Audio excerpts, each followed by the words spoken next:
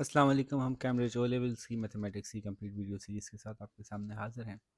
इस वीडियो को बनाने के लिए हम ऑडियो सिम्पसन की बुक को यूज़ कर रहे हैं। क्योंकि वो पूरा कोर्स कवर करती है तो ऑटोमेटिकली वो कवर करेंगे हम, तो पूरा कोर्स कवर हो जाएगा। आज हम एक्सरसाइज 9.4 देख रहे हैं, जो कि ट्रिग्नोमेट्री की बेसिक लेवल से थोड़ा सा आगे चलते हैं। क्योंकि हमने बिल्कुल शुरू की एक्सरसाइज में टैन समझा था, टेंजेंट क्या होता है ट्रिग्नोमेट्रिक रेशोज़ में, और हमने देखा था कि परपेंडिकुलर अपॉन बेस का क्या मतलब होता है और ये हमेशा अपोजिट होता है और ये हमेशा एडजेसेंट होता है to the angle that we are discussing, जो थीटा हमने यहाँ लिया होता है।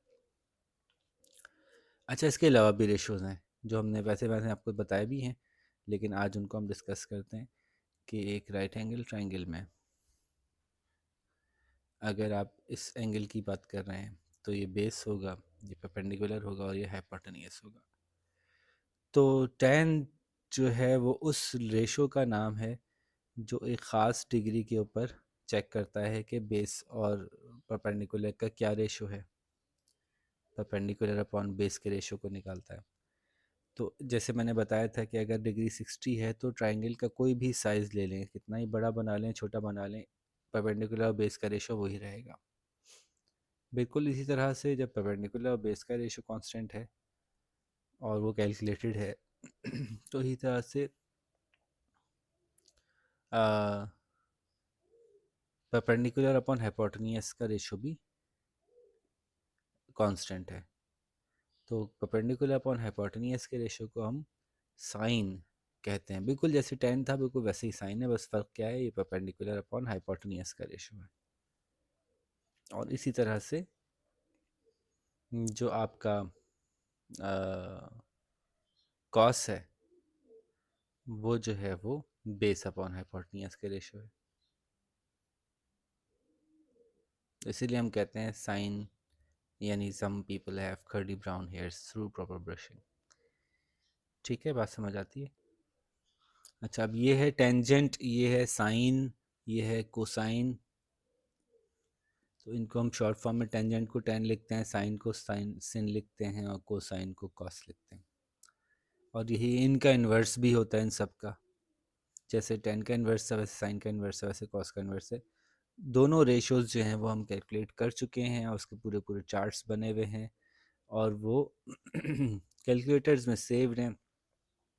तो अब आपको ख़ुद से ये रेशो कैलकुलेट करने की ज़रूरत नहीं पड़ती। अगर रेशो पता चल जाए तो आप एंगल निकाल सकते हैं और एंगल पता चल जाए तो रेशो निकाल सकते हैं। इसी तरह से रेशो से साइड्स की लंबाई चौड़ाई भी निकाल सकते हैं, ऐसे हमने निकाली पिछले सवालों में। अब इसकी बुनियाद पे सवाल देखते हैं। आपको सिर्फ फैसला ये करना है कि बेस क्या है। मैंने पहले ही बताया था कि जो अब पूरा जो मेहनत है वो सिर्फ ये है कि बेस क्या है मालूम हो जाए। तो इस केस में एंगल ए सी बी मालूम करना है, ये एंगल मालूम करना है, तो फिर ये यूँ हो गया, this is the base, this is hypotenuse, this is perpendicular. या ये एंगल मालूम है हमें, इस एंगल के हवाले से बात हो रही है, तो फिर ये बेस हो गया। मालूम क्या करना है, calculate angle A C B, A C B. अब देखें वो क्या दो चीज़ें हैं जो हमें पहले मालूम है, हाइपोटेन्यूस और बेस। तो हाइपोटेन्यूस और बेस कौन से फार्मूले में आता है, कॉस, क्योंकि cos theta is equals to base upon hypotenuse. ठीक है, तो इसी तरह से हम थोड़ा सीधा करके कर लें काम, सीधा और साफ करके।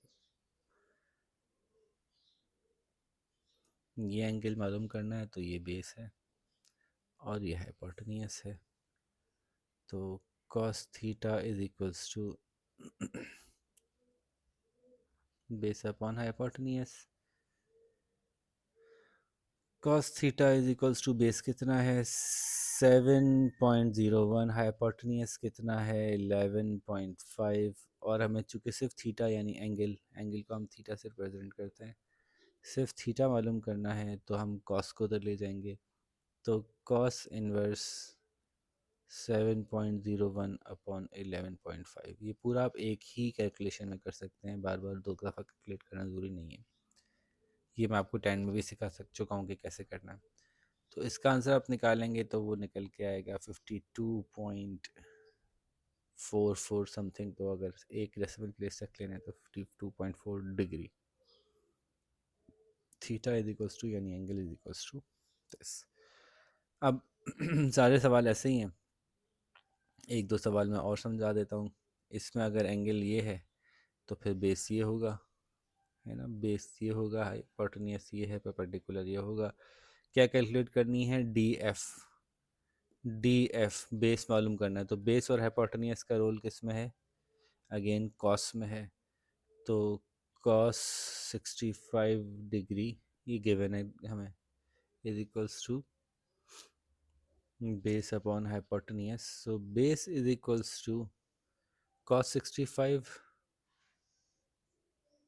Into hypotenuse. ये भी पूरा एक कैलकुलेशन में हो जाएगा। हाइपोटेन्यूस हमारे पास 7 है, तो इसको 7 ही लिखता हूँ मैं।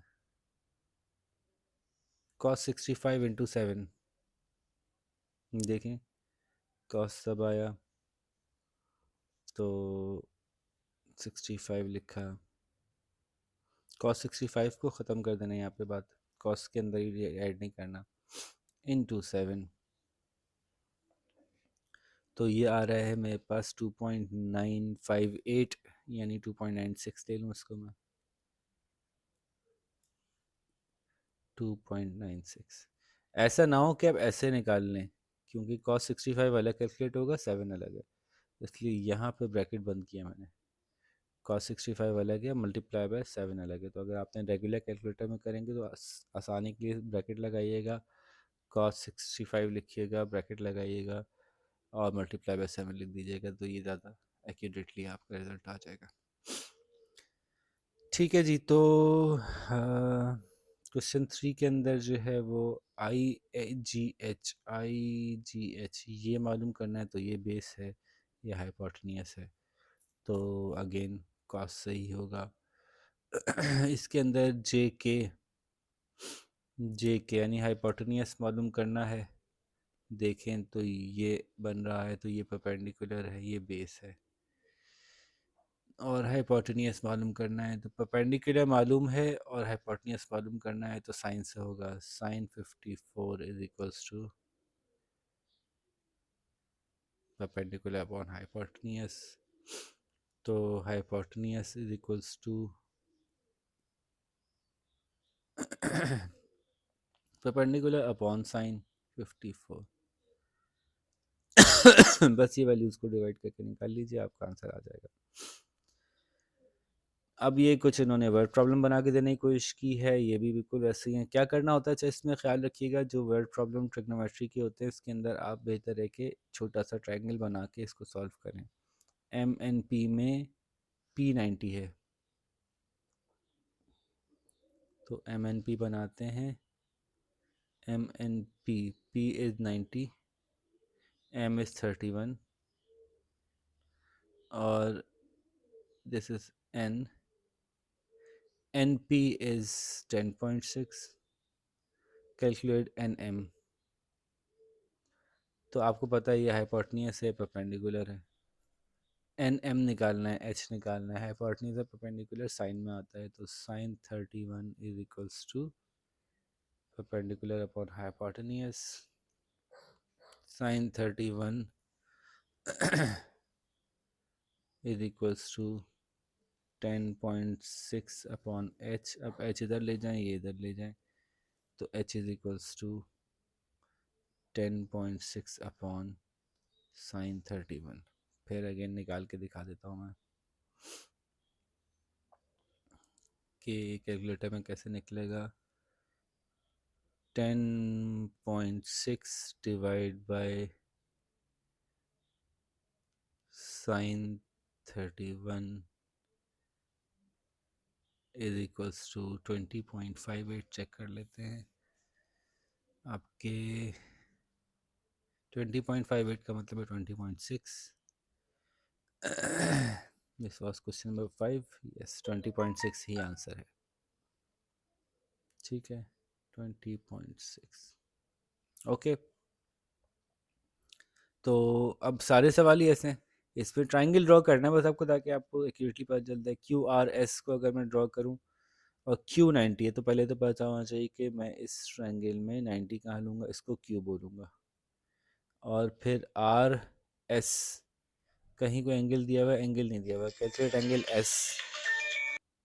अब इसमें इन्होंने कोई एक स्पेसिफिक हमें हिंट नहीं दिया कि आर कौन सा और एस कौन सा है, तो किसी को भी आर कहते हैं, किसी को भी एस कहते हैं।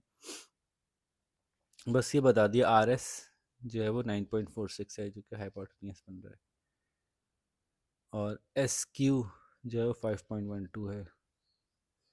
तो बताइए एंगल एस क्या है? तो ये बेस है, बेस के साथ ही इन्होंने बनाया हुआ है, तो बेस और हाइपोटेन्यूज का कॉस से निकलता है, तो कॉस थीटा मालूम करना है, मेरे equals to base upon hypotenuse. और इसको निकाल के कॉस इनवर्स से कर देंगे, theta is equals to cos inverse 5.12 upon 9.46। Calculate करते हैं, 5.12 9.46, 5.12 9.46, 5.12 divide by 9.46 is equals to 57.23, तो 57.2 ले लें इसको। 57.2 डिग्री। ठीक है जी। तो यूं ये भी हो गया, ये भी हो गया, सारे सवाल ही इस तरह से बस आप इसको डायग्राम को ड्रॉ करते जाइए, सवाल सॉल्व होते जाएंगे। ऐसा करता हूँ, लास्ट क्वेश्चन और कर देता हूँ, क्योंकि सारे सेम ही हैं। अब उसमें कुछ ट्रायंगल डी ई एफ बनाना है जिसमें एफ 90 डिग्री है। ओके, एफ को 90 दिखा दिया। डी इज 37, डी इज 37, यहाँ ले लेते हैं डी को। ऊपर भी ले सकता था, यहाँ भी ले सकता था, मैंने यहाँ ले लिया। 37 डिग्री जब डी एफ 7.23 है,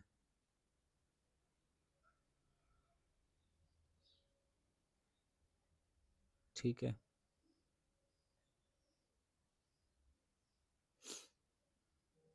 और कैलकुलेट डी ई, ई है तो डी ई मालूम करना है, यानी हाइपोटेनियस मालूम करना है। हाइपोटेनियस और बेस का रिलेशनशिप किस में है? कॉस में है। Cos theta is equals to hypotenuse upon base, तो cos 37 is equals to hypotenuse upon 7.23। बस कॉस 37 को 7.23 से मल्टीप्लाई कर देंगे।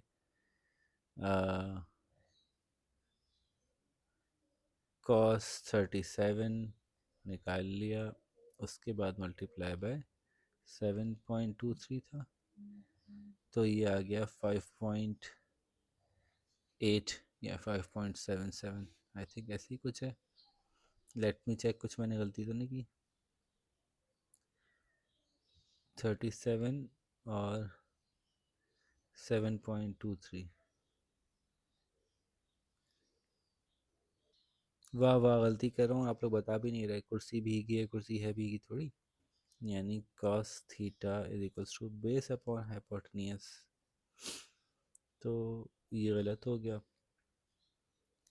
cos 37 is equals to 7.23 upon h, h इधर चला जाएगा, ये इधर आ जाएगा, तो h is equals to 7.23 upon cos 37। देखें, जब खाली cos अपनी जगह से निकल के आएगा ना, तो हम cos इन्वर्स करेंगे।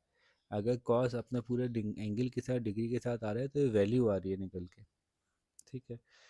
तो 7.23 डिवाइड बाय cos 37, तो ये ऐसे होगा 7.23 divide by cos 37 equals to 9.05, 9.1 कह लें, तो 9.1। ठीक है, मीटर में निकालना है तो मीटर में, जो भी इसमें इन्होंने यूनिट दिया हुआ है वो यूनिट ले लें, ठीक है। तो ये हमारे सारे सवाल मैंने आपको समझा दिए, हर तरह के मुख्तलिफ अंदाज से जो उन्होंने पूछे थे। तो होपफुली आपको कॉस और साइन भी अब क्लियर हो गया होगा और उसके थ्रू सारे सवाल सॉल्व करने आ गए होंगे। शाबाश, इसको जल्दी से कंप्लीट करें ताकि हम नेक्स्ट एक्सरसाइज जल्दी ही शुरू कर दें। तो मुलाकात करते हैं, तब तक अपना ख्याल रखिएगा। अल्लाह हाफ़िज़।